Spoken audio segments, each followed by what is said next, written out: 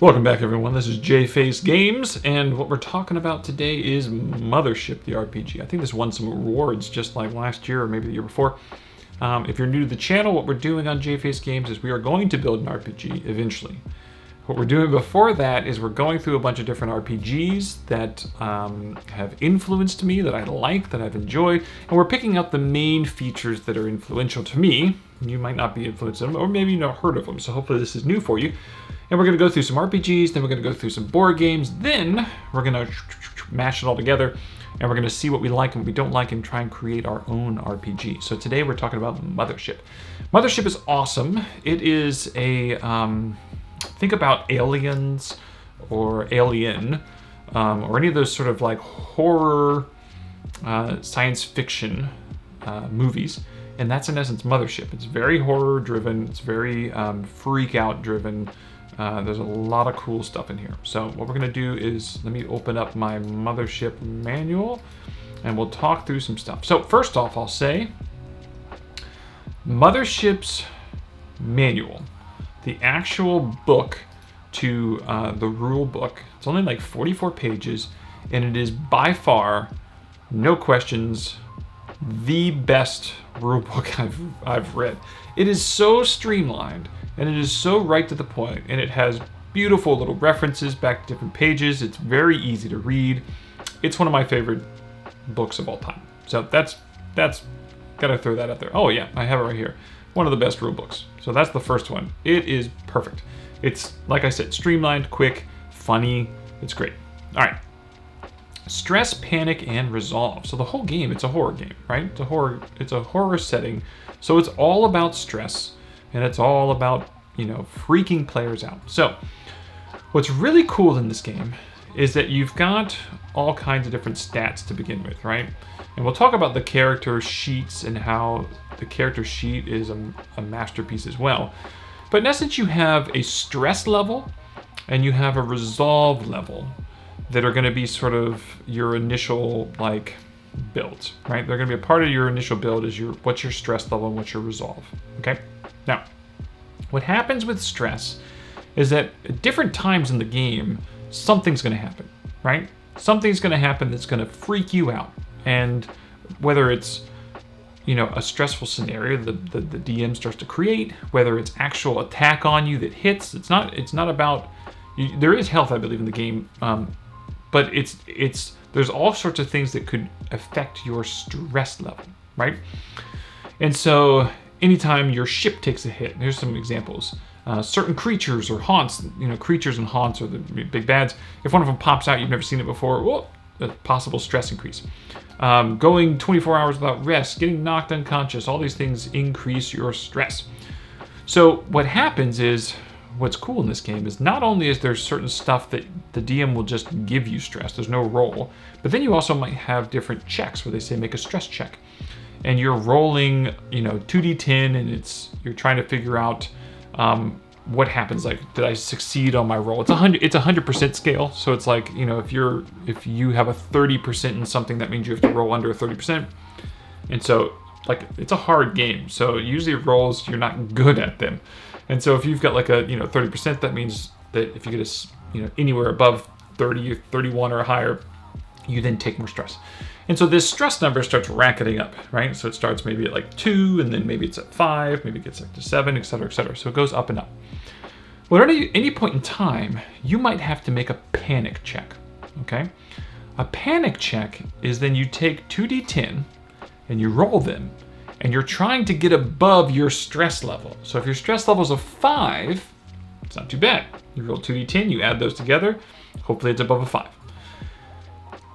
If you get under it, if you roll under your stress level, so if my stress level is an 8, I roll 2d10, I get a 4 and a 2, oh no, I've got a 6, I'm under it. Well, now you actually have to roll a panic check, right? And a panic check is you now roll the dice, you roll 2d10 again, and you are then adding those together and finding out what happens. And the panic chart is from 2 to 30 plus, and it's the panic effect. And the reason it's 30 plus is that when you roll your panic check, you're rolling 2d10 plus what your stress level is. So that's even like, It's compounding. Because if my stress level at some point in time is at 15, the chances of me failing that panic check is high. And then on top of that, it means that when I roll the panic effect, it's going to be high. Like, it's starting at baseline 15. Now, there are different ways you can get rid of your stress, but it's an awesome system in that sense. And let me just read a couple of the effects. So some of the panic effects, when you're like at like a 2 or a 4, 5, like low panic rolls, which you can only get if your stress level's low, because remember, you're adding your stress level to it, you actually get adrenaline bursts and you actually get better at certain things. So that's really cool concept. Some of the higher things, I'm just gonna read it, 30 plus. You get a heart attack and you instantly die. Amazing. Like, this game is, when we get to the character, well, we're going to get to it in just a second. This game is designed that your characters are going to die pretty quick, probably. Some of them do. And then you're going to create new characters very quickly on the fly, and you're just going to keep going back into it. You know, it can definitely feel a little meat grinderish, possibly. We had a blast playing this game with my group, and I actually did something where each of them had 4 characters. Every player, there were 4 players, and each one had 4 characters on this one ship. And what happened was each player who had 4 characters, each one was on a different team. There was the engineering team, there was the medical science team, there was the military team, and then there was the like bridge team. So that anytime I cut to a different scene, I would go, let's go to the bridge. Every character had a character on the bridge. And when we would cut to the science lab, every player had a character in the science lab.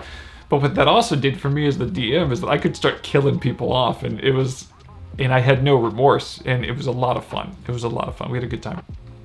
Resolve is, in essence, is your ability to then resist panic, right? So your resolve is going to increase. It's another number. It starts at 0 and it goes higher and higher and higher. And what that ends up doing is when you roll on the panic chart, this terrible panic chart, you will roll whatever you do. You are going to add your stress, but then you're going to minus the resolve. So if you can ever get your resolve to like 5 or 6, and I believe your resolve goes up when you level. That's one way of getting higher resolve. So then you're going to be able to say, okay, yeah, I rolled a 10. My panic is 6, so I would get a 16 on this chart, which would be crippling fear, where I would gain a permanent phobia. But instead, maybe I had -3 resolve, so now it's just cowardice. Oh, good. I'm just a coward. Perfect. So it's an awesome chart. It's a lot of fun. All right, so let's talk about this character sheet. What's amazing about this character sheet and character creation is how fast it is. It's really fast, and it's almost like Chutes and Ladders in terms of when you look at this character sheet, how it very smoothly tells you what you need to look at and do next. So what you can see here is you in essence start off with you pick your class, and when you check you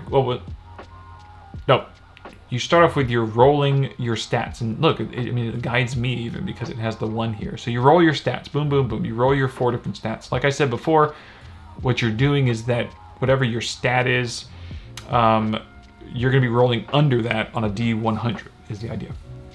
So then it shows you that you jump over here and you pick a class, and then your class is going to give you other benefits in terms of what's my sanity, what's my fear, and you can see how then based on the class on the bottom, it shows that number. Now go add this to these 2 stats, or now go add this to these stats. And so it's so quick. So now you've got your class, you've got your base stats, you come down here, you click what are you in terms of like a tactician or a marine. So you're building out, you're getting your build out. And it shows you what other sort of like stats you have, and at the very bottom you have your loadout, your extra gear. Super quick to build stuff, build this character sheet. And then what it also goes into over here on the far side is what's next on our list, which is their skill ladder. Their skill ladder is awesome. Look at this. I love the layout of this. So you have, in essence, anytime you try and do anything, if you're untrained, you're just rolling your base stat. You've got to try and get that base stat, which is hard. I mean, look at this character sheet. Their intellect is 26, which means there's only a 26% chance I'm going to succeed. That's brutal in a game that is already pretty brutal. Well, if I'm trained in something, well, now it's a plus 10%, right? And so I can click one of these abilities here, and I can be trained in it. And then as I start to level, or as I get to do things, maybe I can get something that's expert. And now it's a plus 15, and then eventually a mastery. which I'd be plus 20%, which, you know, the plus 20% is huge. Now that this person whose intellect's only 26, I got a 46% chance with that roll. I've seen some people that, you know, once again, if you can get good stats at the beginning, one of my players had a base stat of, I think, 40. You can get up to a 60% chance. It's pretty good. For this game, that's pretty good. And there's other ways you can kind of help boost that role-playing wise. But what's cool about this skill ladder is that you can see how multiple things that are you're trained, you can be trained in different things than your buddies that lead to the same thing as experts. So I like that this is not a unilateral path. I like the idea that you can kind of jump around and you can still get to some of these higher level abilities through different routes. That's really cool. I think that's really awesome. The next thing is building your ship. So what's really neat about the ship is that it's almost another character. It has so much cool capabilities to it. So when you look at this ship, first off, and this is broken on 2 different pages. I'll put up both pages. First off, just like the character sheet, it's a really cool flowchart, right? Where it's a flowchart of you're building different stuff, and based on money, you can then build different stuff. But in essence, you're saying how much life support is this going to have, all right? And you put in those numbers. Is it going to have a command room? How much armor is it going to have? How many jump drives does it have? What's the galley? All of these things matter because all of these things are going to determine your ship's stats. Its armor, its combat maneuverability, its intellect as a ship itself, you know, because it's going to have its computer, and its speed and its hull and its fuel, and so by choosing these things, which cost money to build, you're having to make that game choice where you're like, oh, do we want a med bay? We better have one. But all of that ends up determining its speed, how much fuel it's going to need, how much, etc. And it's not that hard to calculate because of these cool little flowcharts. And then in the end, which is the best part, is you then have this area down here, which is a grid that you can now draw out your ship, because you should know, based on what you've been checking, how much each sort of like unit that you've purchased should take up. Like an engine, I think, is like, 5 squares or something, or a thruster is 1 square. And you can start drawing on this map what that might look like. It was a lot of fun. It was really cool. Because we were doing a one-shot when we did Mothership, I got to build the ship, and I had a blast building the ship and creating what it was going to look like and how many floors it was and what every level was like. It's awesome. So the ship takes on its own entity and sort of like the ship takes on its own identity, and it's really fun. It's also really fun in this game because the ship is a NPC in terms of its computer, and you can do some really fun stuff to freak out the players. Really nice leveling flowchart, so you can see that when you gain experience and you level, it's a really quick, once again, like these are the 5 things you do, boom, boom, boom, and all of it goes back to your character sheet.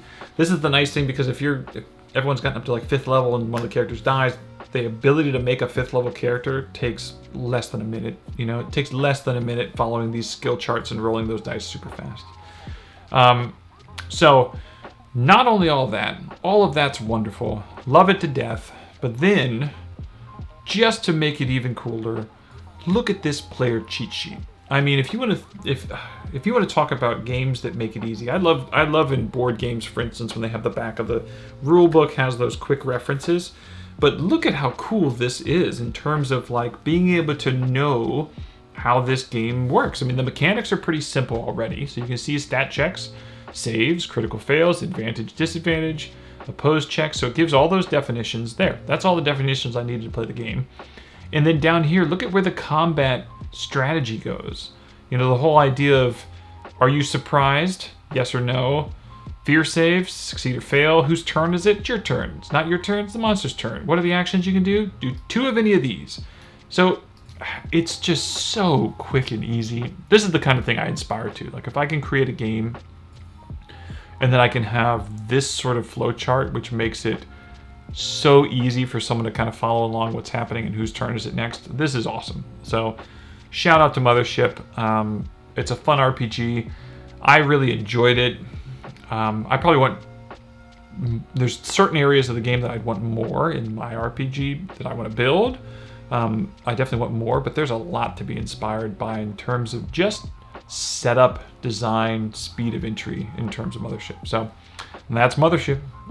Please subscribe, hit the little bell. Talk to you guys later.